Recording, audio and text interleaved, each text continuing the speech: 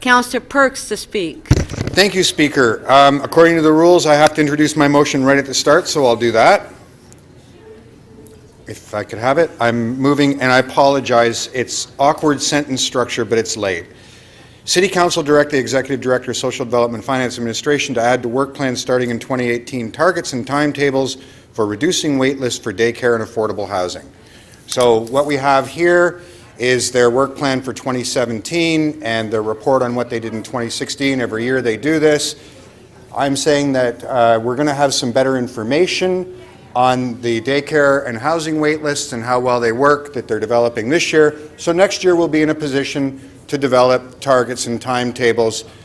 And the reason why this is critical, the work we've done on poverty says that there are 4 or 5 key things we have to do. We have to find people jobs, we have to provide people access and transportation, we have to provide people housing, we have to provide services like daycare, and I'm sorry the 5th one's out of my head at the moment.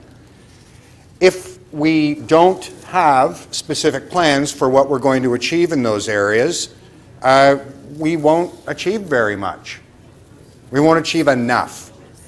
And I want to talk a little bit about the importance of setting those. In 2005, the City of Toronto embarked on an ambitious plan to start to build affordable housing.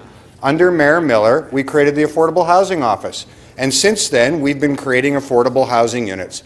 Councillor Mammoliti, in one of his better contributions to the City of Toronto, brought us the Housing Opportunities Task Force report in 2009, setting a benchmark of 1,000 units a year.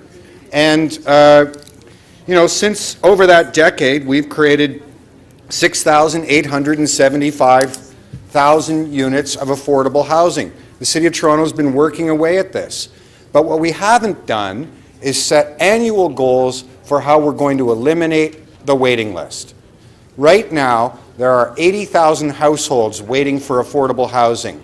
At the rate we have gone this year and in previous years, we are going to be at it for more than 100 years before we, I'm sorry, Speaker, I'm not at 5 minutes and 40 seconds, before we clear the backlog.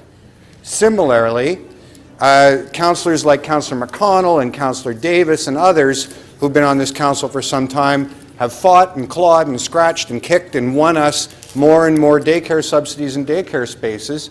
But if you look at the rate that we're putting daycare spaces in last year, it is going to take about 125 years to clear the backlog we have, the waiting list we have for daycare spaces in the City of Toronto. So, yeah, Torontonians can either move away and stop having babies, or we can actually develop meaningful timetables and targets as we do for anything else in the City of Toronto. Of course, annually, we're going to have to review what the budgetary impacts are, but if we don't set a yardstick, we can't measure whether or not we're getting anywhere. Thank you very much.